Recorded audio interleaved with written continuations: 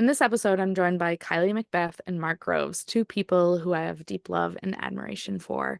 They graciously and openly share their journey of moving beyond their patterns and masks to discovering their deeper, more truthful selves in their book, Liberated Love. And if you're looking to explore your own survival patterns and transition to more interdependent relationships, I highly recommend checking it out. In our conversation, we discuss the impact of our development and the importance of becoming clear in our yeses and nos. And we reflect, on our own patterns and how they've shaped our lives.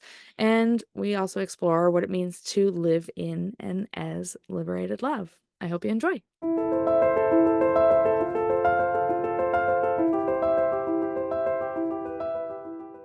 So, my intention with this podcast is to explore the journey from codependence into independence and into interdependence, which, I feel like we're all on a journey with. So I'm really excited to have you two here, not only because you wrote a book about it, but because I have witnessed both of you in that journey and in your own explorations of those patterns. And I too am deep in the journey, especially from hyperdependence, independence into looking for more friendships and romantic relationships that are interdependent. So I'm really excited to have you two here, for many reasons, but um, mainly because I experience a lot of awe and inspiration through the two of you, both in how you're walking your journey and committed to yourself and to each other, and now to Jasper, witnessing you in that commitment is so beautiful and has actually brought more insight into my own um, curiosities of how I would parent. It's been actually really interesting watching friends, especially with young children, and watching them parent, and then me noticing some of my deep-seated patterns show up. And I'm like, whoa, there's more here for me to look into. So I look forward to inquiring into some of those pieces with you around, parenting and being with a parent for Jasper, someone for him to be codependent on, and as he finds his independence. I like it. Thank you. Yeah. Mm-hmm. Thank you. So how I want to start this conversation is speak a little bit to our development, and we can weave Jasper into this if that's okay with you. But uh, to me, I feel like codependence has gotten a bad rap, a bad name a little bit. When codependence is something that's so important in our developmental years. And when I think back at my own development, at least what I remember or what I perceive of it, it's quite interesting to see, you know, how who I am now has really been impacted in by my development. So I'm curious on what you're now doing with Jasper that supports codependence so that we can maybe even get a deeper understanding of what is codependence in those early years, what it might look like, what it might feel like. And as those that are listening, what I would invite you to do is do a little reflecting on your own experience as Kylie and Mark are sharing around your own development and around what they're sharing, like what speaks to you, what rings true, what are you like, oh, I never got any of that, oh, there's resentment there, hate to my parents because of that. Mm. And as we go on, we'll also share our own experience and our own upbringing, so that can soften the blow on what healthy co-regular or codependence looks like. So yeah, Oh, just getting to the root of all things. all of our relational dysfunction. Let's just go right into the heart of it. How Yep. were you parented? It's so much of our journey. Mark, I'm going to kick us off here, but so much of our journey is so funny now seen through the eyes of Jasper's soul and like what he needed Mark and I to walk through both personally and together in relationship to be able to even be conceived. I really believe there was like so many contracts, not to get too up in the non-linear, but it's funny because one of my mentors was like, "Oh, he's just been waiting for you guys to get your SHIT together." And I'm like, "You know what? He totally has." Um, because yeah, he was looking for a different imprint. He was looking for a different constellation than um codependence in his parents. He wanted his mom to have agency, her voice, her center, her anchor. He wanted his dad to have his voice, he wanted there to be a different experience this is my version of his reality. And he can speak to this when he's 20 something years old. But anyways, as a parent, wow, I feel like there's so much to say about these tender first years. Jasper, our son, at the time of this recording, is almost 17 months, and it has been a very beautiful and intense 17 months because when we're born, we are 100% dependent on our mother and father to take care of us. 100%. We are so vulnerable. And when you really look at that vulnerability, I mean, and the vulnerability and the innocence can just bring tears to your eyes. So, how I orient to motherhood is through what's called like a child centered adult led kind of paradigm, which is the child is 100% dependent and the child has needs, and it is my responsibility to meet those needs. I'm not going to meet maybe all of them 100% of the time, although I probably get, Mark, you can correct me on this, but I probably get most of them, like 99. Yeah. And Amazing. it's through this devotion to his foundation, to his nervous system, to his brain development, to his being that is number one for me in my life right now. And I know that it is a privilege on the planet at this time to be that devoted to his development and his well-being. But I know through my work, both with you and within my relationship, that having a secure attachment or somebody who, when you have a need or you cry out or you need something and that's being met over and over and over, I know what that fosters in a child. It fosters safety, it fosters security, it fosters trust. So I'm that for Jasper. Mark is that for Jasper. And um, it's through that I believe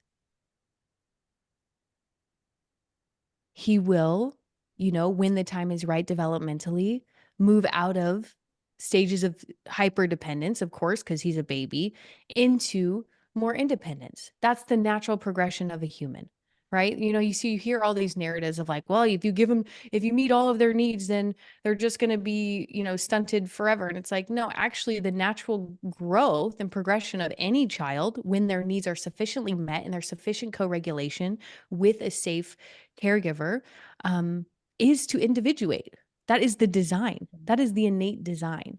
And so many of us, myself included, did not receive the nourishment or didn't have the nervous system needs met, developmental needs met in order to individuate. So I was stuck or suspended in yeah, suspended in a place where, half of my nervous system was frozen. I was like outsourcing my safety and security. I didn't trust the world. I didn't trust others. And it's like trying to figure out how to have right relationship or healthy relationship dynamics when these basic needs aren't met and the foundation isn't set in our nervous system makes it very challenging, right? Like if there isn't sufficient co-regulation, you really don't know how to self-regulate because you need co-regulation modeled over and over and over again to be able to learn how to self-regulate, not self-disassociate, but self-regulate. I mean, moving through our emotional experiences. So that's what I'll say to that right now. Mark, do you have anything to chime in on, or Nicole? No, I think that's beautiful. And watching Jasper develop a self is really beautiful. Like develop where he expresses a need and that need gets met. So then the reflection he has within his own experience is that he has needs. So if that need doesn't get met, then there's not a recognition of a self. So it's like through the nurturing from Kylie, especially, but also from me, that there's like a validation to his own experience of the world. Yeah. And watching him progress through that and have preferences and have access to yes and no, although he says no when he means yes, so that's confusing. We'll have to clear that one out. He's got time. Because you're like, do you want chocolate? He's like, no. And then he grabs it and you're like, okay. But when he's serious about his no is very real. And I think that's just been, yeah, a mentor of mine talks about how the question to ask yourself when you were young was, were you seen, known, and soothed by your Mm. mother mainly? And, it's really beautiful to like witness that in real time with the awareness, that, and also the the maybe rigidity of wanting to experience perfection in that, where knowing that it's actually in the humanness that there isn't perfection, that there's Mm. reliability and consistency, but that there's opportunities for repair, there's opportunity, because that also models so much for the child, like, hey, I missed that, or hey, I didn't get that right, or hey, you know. And also, I laugh about this.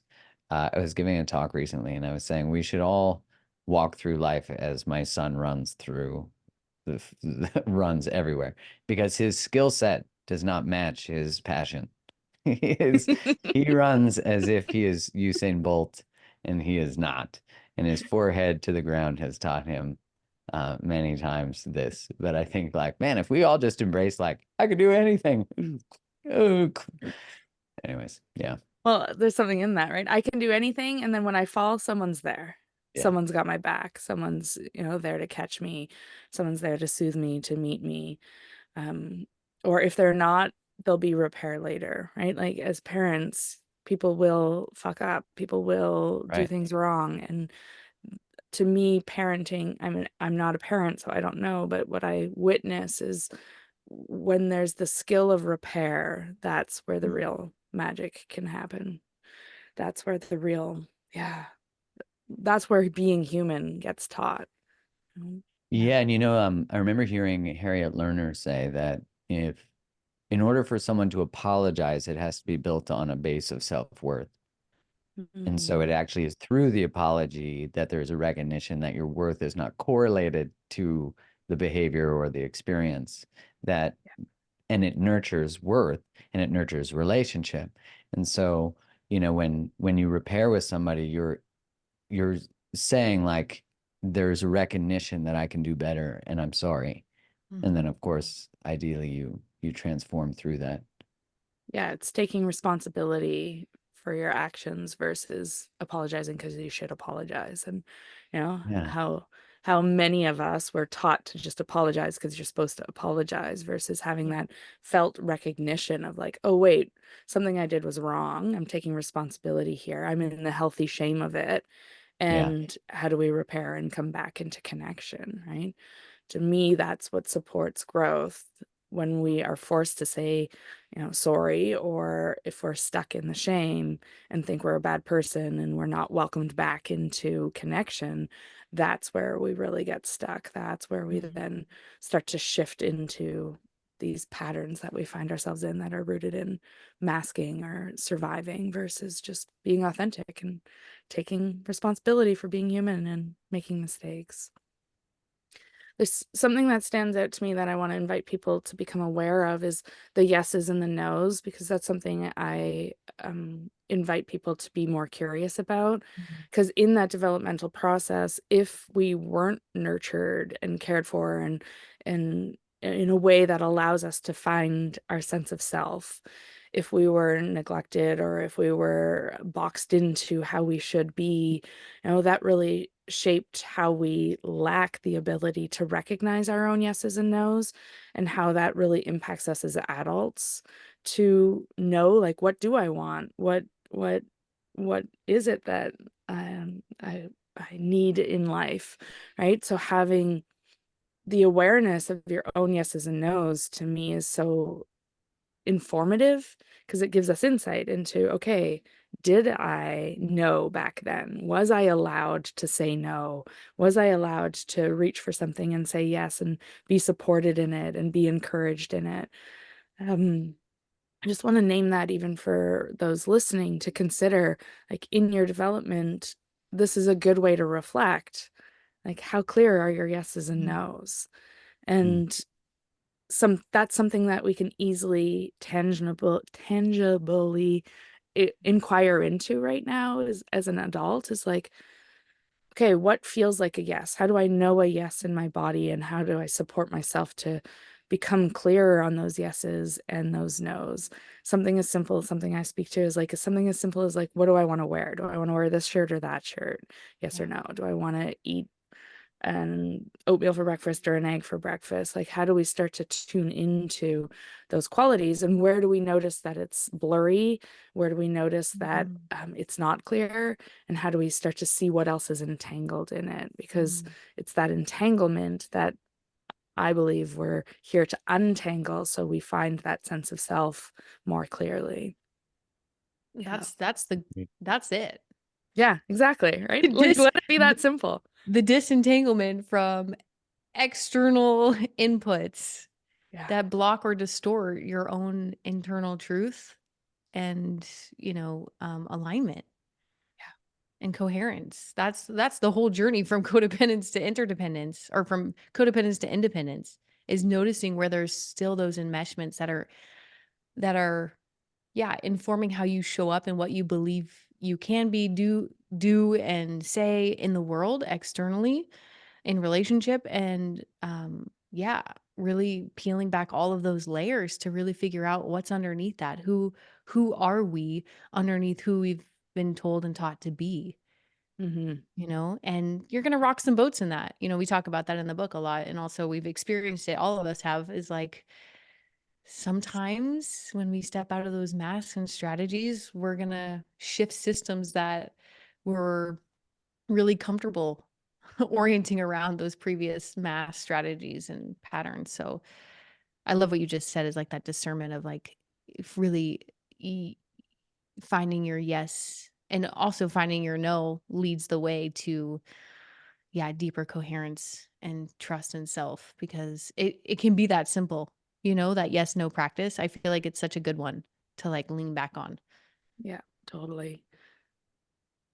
What I will say too, it's interesting with Jasper is because obviously, as an adult, it's your responsibility to create boundaries for your child, and like, we have to do this for safety purposes and da da da da. And I remember on a phone, I was in a mentorship group with Rochelle Garcia, and she's a fierce teacher and advocate for innate development. So really raising our children in alignment with our innate biology, like how it's designed to be. Mm. And she talks about not breaking your child's will. Cause you know how you see people like forcing and like, and it's like, yes, we know that logically, like certain things have to happen because we're living in a world and we gotta do what we gotta do. And sometimes your child is not going to be stoked about, going in the car seat or doing this. And it's like, how do we really honor their emotional experience, their will, and still move forward? And I think Mark weaved this in at the beginning, is like, there's repair, there's an acknowledgement. Like, I see that you don't want to do this. And I understand that, honey, but we have to do this because, XYZ.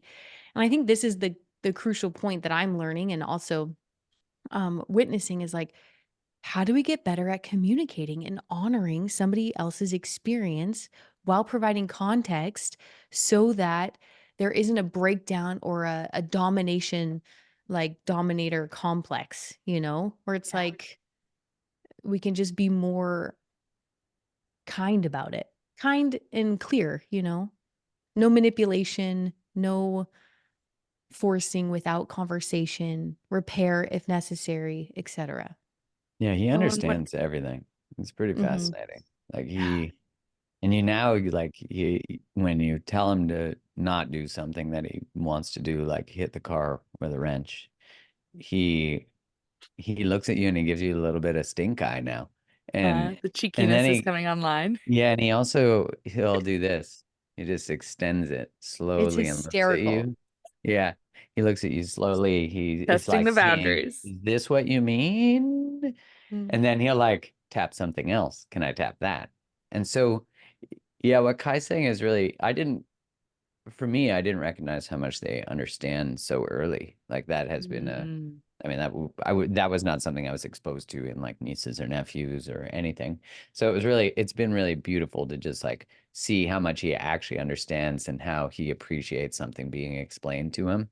He, mhm, that sometimes does nothing to improve his emotional response to not being allowed to do something. But at least there's an understanding that we're like trying to protect him, or there's safety that is coming first, or he can't pick up knives. Like, they always want yeah. the sharpest and most flammable thing. And maybe that's just boys, I don't know.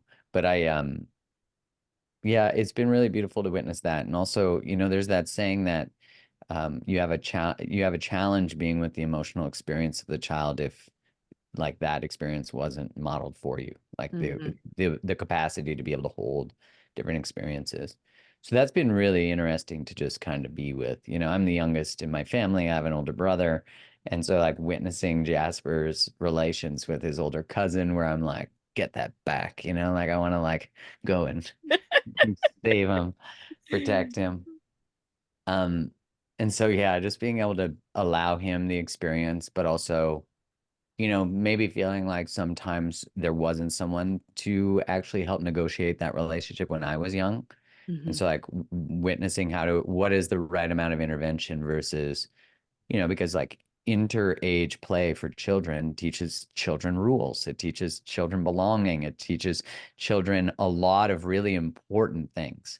And if they're playing on video games and not interacting, much like if a parent is constantly on a phone or a child is constantly on an iPad, there is actually not the learning of interpersonal skills, empathy, all these things that they learn through, all you have to do is watch the still face experiment, just the video of that, to recognize that the attunement and response of a parent, but especially a mother really young, is like absolutely imperative to the child's experience that they are in the world and that they matter. That's a Yes. big deal. Yeah. 100%. And what I'm hearing and what both of you are saying is like there's presence with whatever's happening. There's the ability to be the empathic witness to whatever's happening and to hold space for it versus, you know, being at max capacity and just saying no or pulling away or punishing without explanation, right? It's like, I see you want to be doing this. I see you challenged by this, and I'm here to help and I'm here to teach. And that's what supports the healthy brain development, right? That's what supports the wiring to happen in a way where it's like, oh, I understand what's right and wrong, not I'm in the confusion of what am I even supposed to be doing? How am I supposed to be? What's okay? What's not okay? There's just so much modeling that comes through being the witness for them and always being there as much as we can versus not. So I want to speak a little more to what we experienced in our own development or what we perceived we experienced or what our system reflects to us. Because I know for me, it's been interesting to watch my own experience. I have another friend who has also a little boy named Jasper. He's just over 2. Nice. And I went to Iceland with them. I just spent a weekend with them recently. So there's been some opportunity to witness myself and my response to how she's parenting, which is supporting a really healthy codependence. And I'm like, oh, I'm really noticing these flavors showing up for me around like, no, you're fine. You should be able to do that. Figure it out, and that's a big part of my upbringing and my family history. There's a lot of independence in a way where, yes, independence is healthy and good, and there's flavors to it. I see everything as a spectrum of like, Yeah. hyper independence or extremely codependent. For me, there was always this like freedom to find myself, but I lacked the experience of feeling supported in making my decisions. So Mm, it's kind of like, well, figure it out. Like you'll find your way, Yeah.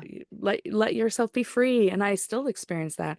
My Mm. biggest challenge with my parents, especially, is that when I'm looking for advice or looking for support, and they're like, you'll make the right decision. And it's like, no, I'm looking looking to be Like, I met. want direction I and want some direction. eldership. Yeah. Exactly. Yeah. So that's something that I'm aware of in my qualities of my independence that keeps people at a distance. A Mm, layer of it is also the longing to be directed and to be supported and to have someone to fall back on to help yeah. me make my decisions in a way that, I'm noticing is a reflection of that upbringing where there was the encouragement of independence instead of that finding my way into my Mm, independence. So that's Yeah. what my patterns that I'm aware of that's rooted in those developmental years. And also I see it in my lineage. I see mhm, the same qualities in a lot of my aunts. mm, Um, in my grandparents as well. And I come from a very German background, and there's a lot of German qualities in me, and I see it in my family. And I find it so fascinating to reflect back on and to then have empathy for, yeah. the ways my history has learned to survive. But anything the two of you want to share on your own patterns that have stemmed from that you're aware of that have stemmed from those places? The strong, independent woman. That's you. That's me. That's you, baby. That's what that Yep. that's what's available here. Yep. It's funny is in hearing you share about your experience, I would say that mine's the exact opposite. Almost the Uh-huh. exact opposite of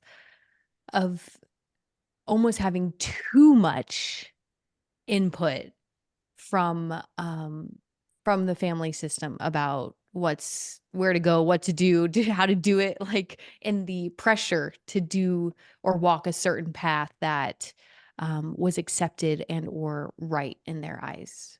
And Mm. so with that, I would say that for me, one of the biggest things that I've navigated in this life is kind of stepping out of what I call the damsel in distress role of like a lack of trust in self, a lack of competence in self, and always relying externally for advice, guidance on every next move. And not necessarily feeling like I had the resource individually to figure it out myself or even to support myself or even to stand on my own 2 feet. That's been a big one that for me that I've had to really crack the code on and break because for 30 something years, right? Like I source my safety and security financially, etc., through men. And that came at the cost of my own agency and my own ability to stand in my center. Luckily, I've broken those patterns, but I see those in my lineage all the way back of like, you stay small, you stay compliant, you stay obedient, and you stay in this box and you will be supported and safe. And I get why we do that. I understand from every single angle why the women in my lineage have taken on that role. And I'm glad we're breaking it. That's what I'll Yeah. say. Are you open to also, because, I love bringing in the experience into everything I do. Yeah. When you think about yourself in the damsel in distress, what Yeah. happens somatically? How does your body change? How do you experience yourself in that pattern? So for me, for example, Yeah. in the strong independent woman, how I experience it is I feel my spine lengthen, I feel the rigidity Mm, in my shoulders, my jaw just got tighter, my voice just changed, like I'm speaking a little more yeah. from my throat, and I feel the force field around me that's protecting me in this Yeah. like here I am, but don't actually see me. That's Totally. the energy that's there is like, see this, don't see what's underneath. Mhm. Yeah. Like what's really underneath that. Yeah. Totally. Somatically, I would say, yeah, I almost like I can feel it. My shoulders start to crunch in a little bit. I feel really disconnected from the bottom half of my body, maybe from the heart down. Voice is quieter, a little more like reserved, almost like wanting an invisibility cloak around me to just hide from the world in that space. Um, I remember so much, so vividly living so much of my life in that pattern that it was really just was lonely. Hmm.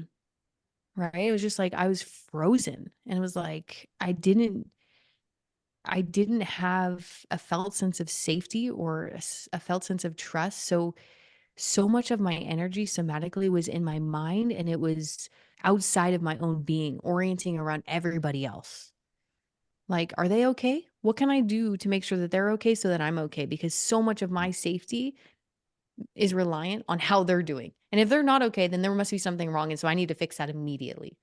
And so that was, yeah, that was really the texture and the energetic of that was like not so much even any so much even awareness about my own experience internally. It was more so just so much external focus because right, like I was receiving so much regulation through external sources and not through self. So, um yeah.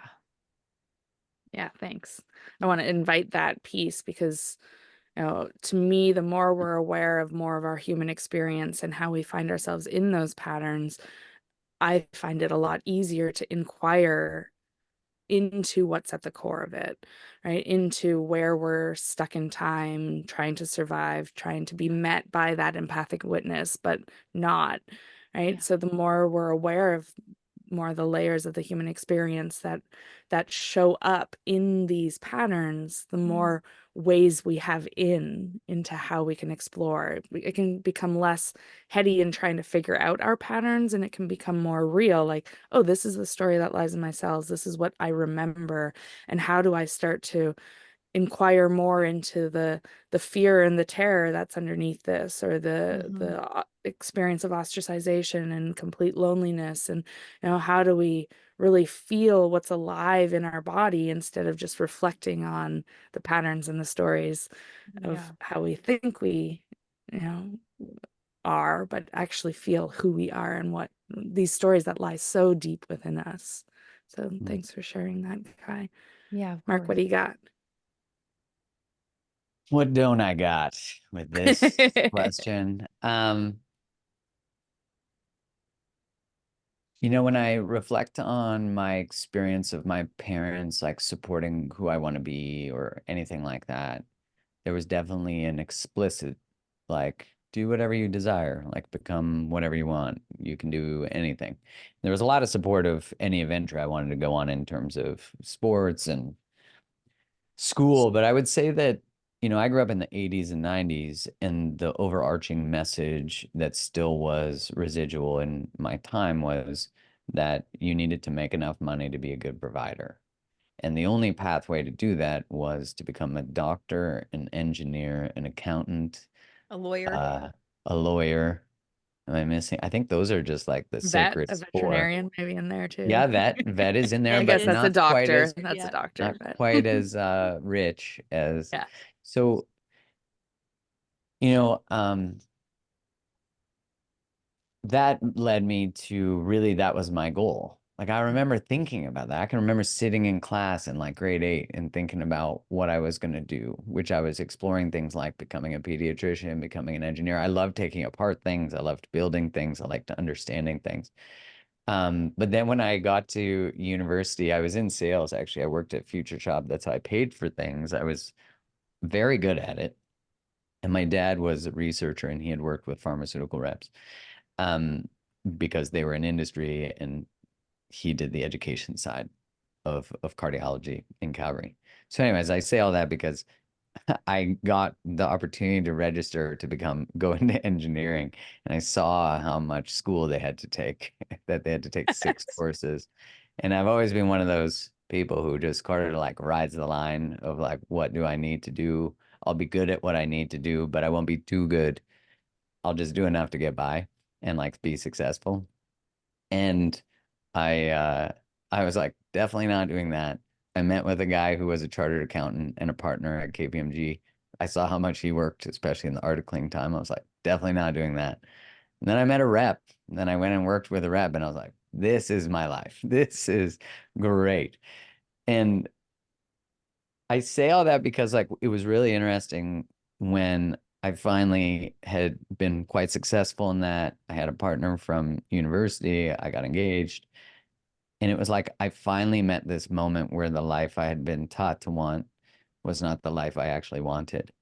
And so Mhm. there was a recognition that there was a self that was below that all along, that was afraid, like afraid of emerging. Like, I remember being asked to try out for the provincial soccer team, and I just never went. Wow. Or I tried out for the University of Lethbridge soccer team, and I was about to like make it through the cuts, ideally, and I quit. And I was going to go travel for a year to Europe after my first year of university, and I never went.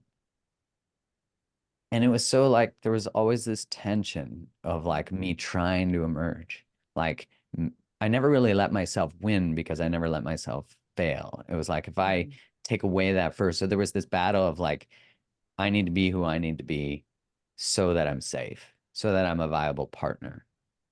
And I think that, is within my family system. I mean, my parents grew up really poor. And so there was like that generation was like, do the job you need to do in order to get a house and like create safety for your family. Cause so many are like immigrants that moved over and are starting. So there's that message, but then there's also the message that society sent. And so I started to see this conflict between, and it was really in that engagement where the conflict became very clear because I didn't want to get engaged and I got engaged. So there was these two Mm. parts.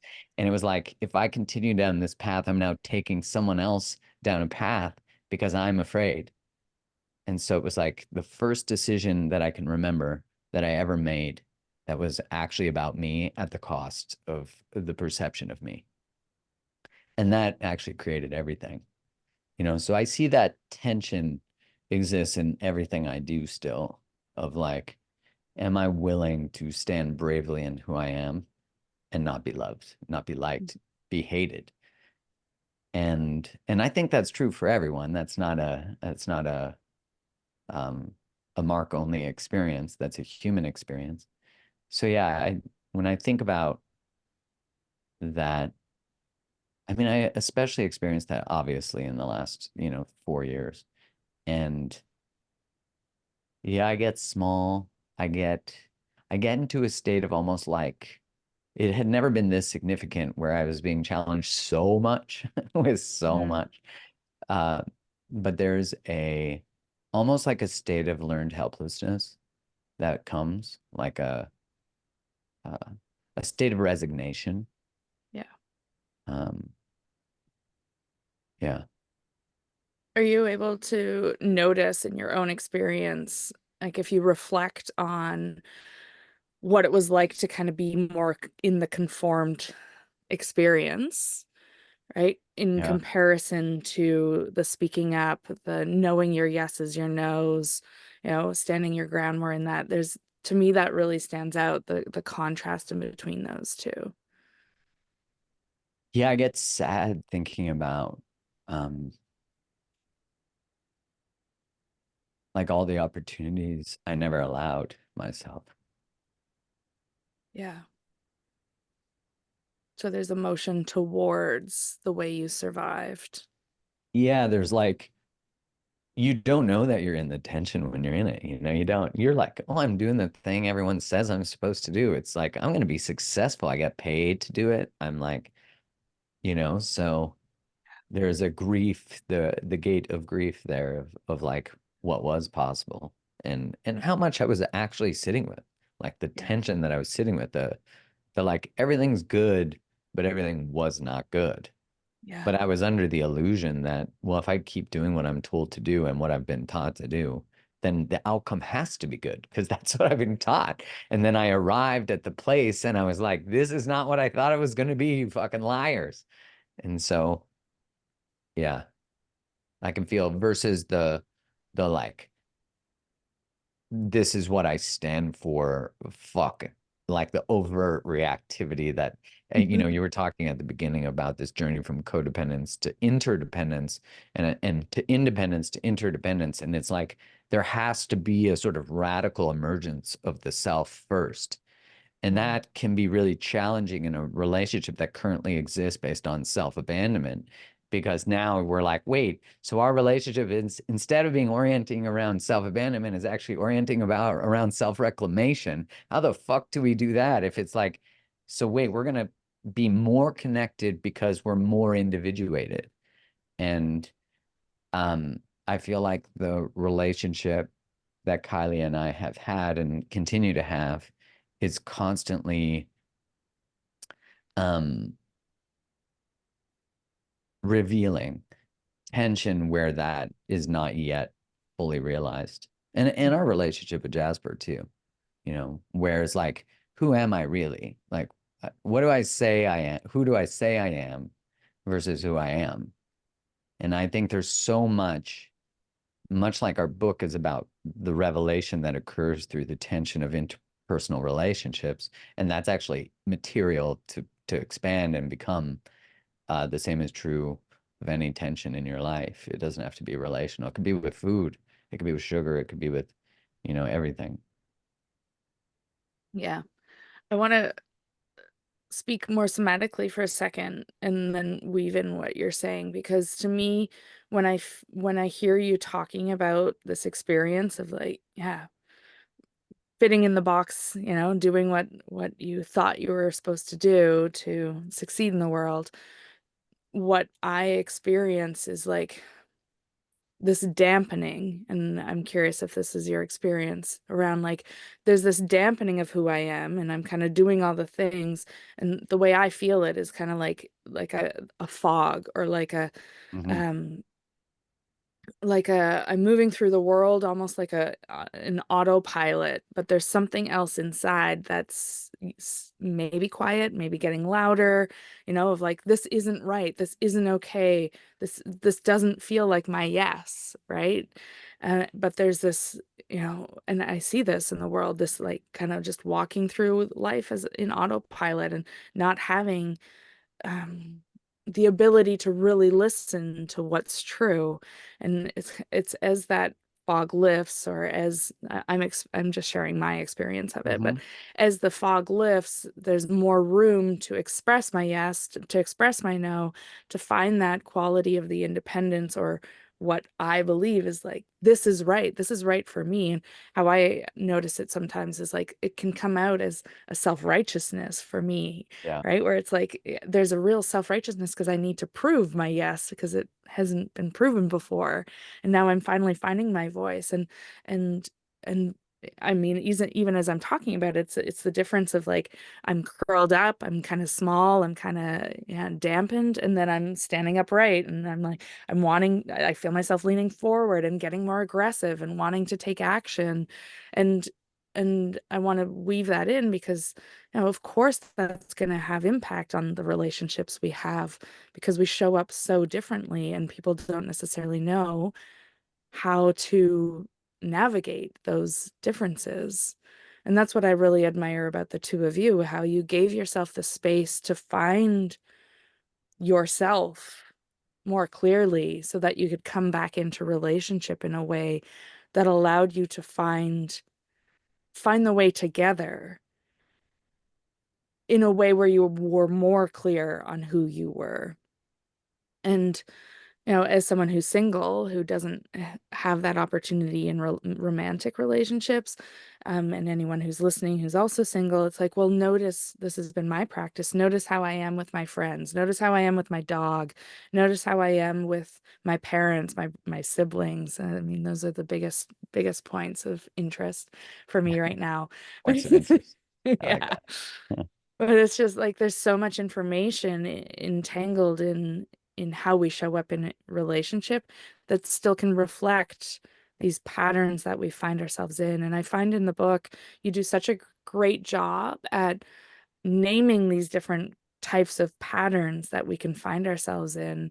And that's what I want to also invite people into, is like discover the patterns you find yourself caught in so that you Mhm. can inquire what's at the core of it and start to discover your deeper sense of self and that sense of independence and that sense of knowing, so that you can show up in relationships in such a different way. Like, I don't know, that's the journey, and there's so much richness in it. And yeah, admire how the two of you have done it yourselves and how you're supporting other people in that. So what does interdependence, or I love what you use and your book title is like Liberated Love, right? What does that look like, feel like? How do you experience yourself when you're Mhm. in that experience of feeling liberated and being in connection that way? How do you notice yourself in that? How do you know you're showing up in that liberated way versus in one of your patterns? Yeah. kind of weave that in as we move towards wrapping up. Yeah, for me, the experience of liberated love is having access to choice, having access to agency. So being able to know in every single cell of my body that no matter what happens externally, I'm going to be okay. Like that was a really big imprint for my system, like especially through Mark and I's rupture, breakup, and from relationship 1.0 into my sacred pause was I was breaking patterns of like, I'm going to die if I'm alone. Like, I'm going to die without a man. I'm going to die without, like, who am I without the male gaze? Who am I without? It was just like these patterns and narratives were so old that I had to come face to face with because they were driving all of my relational romantic dynamics outside of my conscious awareness for my whole life. And so for me, being able to hit that pause button and say, hey, for the next 4 months, 3.5 months, I had to extend it a little. Um, I am not, I'm going to interrupt these patterns. Like I'm going to not, I'm going to have boundaries, no contact boundaries with Mark. I'm going to remove the seeking, the sexting, the trying to pull others close to source safety and security, to seek validation externally through men, to really explore my relationship to the masculine, both externally and internally, because I needed to come into better relationship with it and with my own feminine internally and externally. So, um, for me, through that process of the sacred pause and of working through a lot, and increasing my capacity to be with anger, to be with my sympathetic branch of the nervous system, which I had no, like, literally felt like I had no access to that sympathetic branch for a long time. And I'll never forget the session I had with you, Nicole. It was the first time in my life where I actually could consciously, like, there was a conscious, even though it was unconscious, it was somatic, where there was enough safety in our relationship where I know, like, could move my nervous system out of freeze into flight and then into fight. It was like one of those moments where it's like my whole world went from black and white to multicolor vision. Mm. And liberated love is being able to access that multicolor vision, many pathways of possibility, so that there's more choice on the table. I'm no longer sourcing my safety and security through just one relationship, through my romantic partnership. Instead, it kind of is dispersed out. But at the root of that is my devotion to my soul, to my path, to my truth, to my somatic integrity, to my well being. And for me, uh, through taking responsibility for myself, for my well being, for my no, um, it has opened the door for, like, yeah, I mean, such a richer experience that continues to unravel in relationship with Mark, because the safer we feel, the more we're able to share, the more we're able to reveal who we truly are. And I don't think that journey ever ends. One of my girlfriends, Jasmine Rose, and teacher, she always talks about, like, I don't want to know 100%. I only know 10% of who I am and who I'm becoming. And I think that's such a beautiful way to relate to who we are and who we're becoming and what we're remembering, instead of this like fixed endpoint. Um, so liberated love, yeah, is that it's liberated. There's Mm. freedom, there's choice, there's um a knowing that no matter what truth emerges in that relational dynamic, that all will be okay. That doesn't mean we won't be impacted by, you know, somebody leaving or a path shifting. Of course we will be. But we know, because we've experienced and we've allowed ourselves to enter into the depths of our beings, that we can hold it with the Mhm. support of others, but also within ourselves. What stands out to me in that piece of choice too is the capacity to have choice relative to the actual situation in the moment, not entangled in the past experiences and outcomes and predictions, right? It's like the ability to really be in the moment and respond to the moment and move through whatever's showing up with choice, with agency, with that ability to really be with what is instead of it be rooted in your history. And that's just it, right? And that's the nervous system work, is Yeah. like increase our capacity to discern and come back here instead of, right, living from back there. So Yeah. Yeah. beautiful. Exactly. Thanks, Kai. Yeah, love. Ooh, liberated love. Um, I mean, I echo everything that Kylie shared. I think for me, it's access to and an honoring of truth first above everything. I think what ends up being the source of our hiding is that we're afraid that if we reveal ourselves, it will impact the relationship. It'll impact the status of it. It might end the relationship, not realizing it's the very thing that liberates the relationship. So instead of your relationship being a place that you don't bring all of you for fear, you actually create a relationship where you can bring all of you because there's safety even for the most tender parts. And doing that, like in a romantic sense, where I think, uh, I've long believed that you could find any pathway to change. I just think that romantic relationships are the most frequent, uh, and most significant thing that brushes up against our wounds. Obviously, if you spend a weekend with your parents, that'll happen. But I just mean in romantic relationships, there's not actually that many things we're willing to change for, but for love, actually, we generally will. And it might be the first time that we actually take a look at ourselves, the first time that we actually explore our own patterns and our own choices. And so liberated love is about one, honoring what is true for someone within that relationship and just honoring that it's true for them. It doesn't have to be true for us, but that two people, when they orient to friction and challenges and truce with curiosity, everything is made more intelligent, everything is made more brilliant. And what I've noticed is that where we often think, and I think we do this with anything personal growth related, is like, but I did the thing and now I thought I wouldn't have to deal with anything anymore. I thought I would just be done.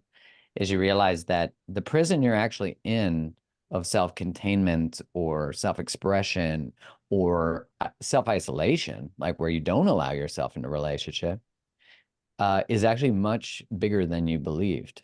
Like where you hold the romantic relationship draws in the opportunity to see this. But what I notice is when you start to see more places you don't self-express or more places you self-abandon or compromise yourself, you're actually just taking up more space. Like you're seeing that you go from the micro, what is my boundaries like? What is my interactions with how do I choose my partners? Are they available? Are they not?